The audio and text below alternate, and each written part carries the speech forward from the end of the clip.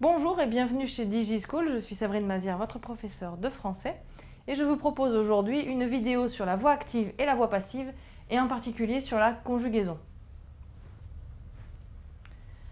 Tout d'abord, quelques généralités. Il faut savoir que pour passer de la voix active à la voix passive, en conjuguant notre verbe, on va devoir utiliser l'auxiliaire être. Pour conjuguer cet auxiliaire être, on va faire attention à garder le même temps de verbe que celui de la voix active. Donc notre auxiliaire être sera au même temps que le verbe de la voix active. Le verbe en fait qui est conjugué va être ajouté à cet auxiliaire être, mais lui sous la forme d'un participe passé.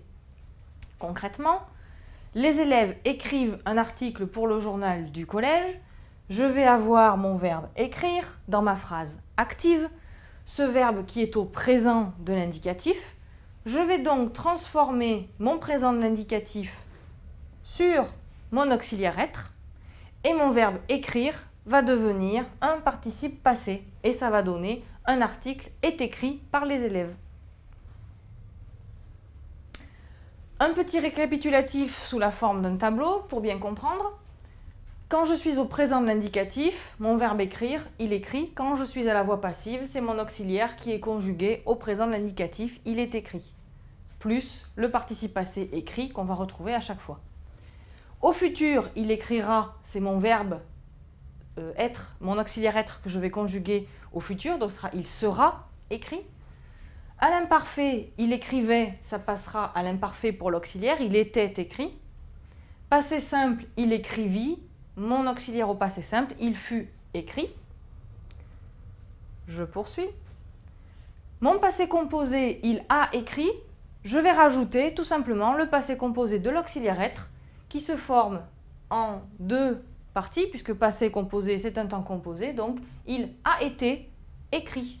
On rajoute simplement en fait l'auxiliaire être sous la forme du participe passé. Plus que parfait, c'est la même chose. Temps composé, il avait écrit. Je vais rajouter il avait été écrit. Passé antérieur, temps composé, il eut écrit. Je rajoute il eut été écrit. Le présent de l'impératif. On va avoir écrit au présent et on aura soit écrit à l'impératif. Temps qu'on utilise en fait très peu. Le présent du conditionnel, il écrirait. On va mettre le conditionnel sur l'auxiliaire, donc il serait écrit. Et au subjonctif présent, ça donnera qu'il écrive dans la forme présent du subjonctif. Notre verbe va être transformé au passif en mettant l'auxiliaire au subjonctif présent, qu'il soit écrit. Donc je venais de vous le dire, l'impératif passif est rarement utilisé. En tout cas, pour la plupart des verbes, il n'existe pas.